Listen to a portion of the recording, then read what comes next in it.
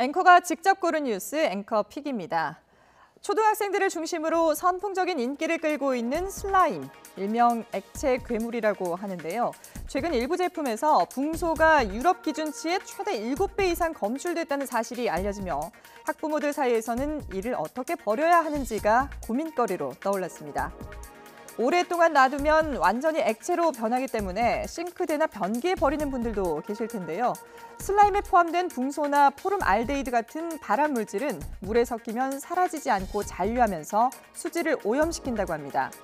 환경부에서 권하는 가장 좋은 방법은 슬라임을 공기 중에 꺼내 말린 후 조각 내서 종량제 봉투에 넣어 버리는 겁니다.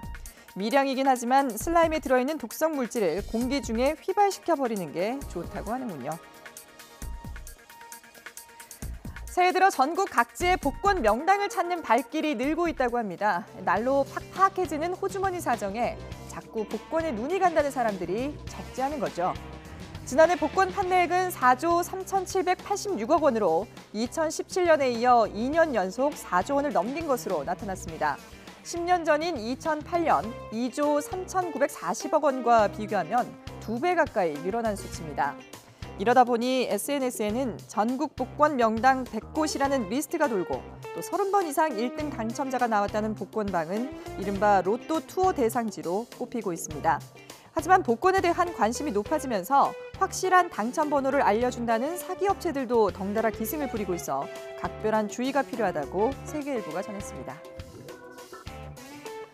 화장실에서 벌을 서다 숨진 4살 여아가 친엄마에게서 지속적인 폭행과 학대를 당했던 것으로 알려지면서 관계기관이 더 적극적으로 관리했다면 참사를 막을 수 있었을 것이란 지적이 나오기도 했습니다.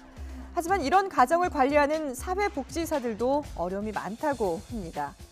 학대 우려 가정을 관리하는 전국 아동보호 전문기관은 62곳인데 지난해 아동학대 발생 건수는 2만 2천 건이 넘었습니다.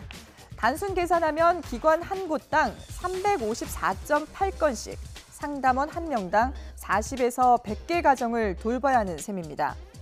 지역으로 가면 더 열악한 상황인데요. 아동을 만나기 위해서 차로 2시간이나 가야 하는 경우도 있어 한 달에 한 번도 보기 어려운 아동이 생길 수밖에 없고 또 이로 인해 야근이나 초과 근무하는 날도 많다고 합니다.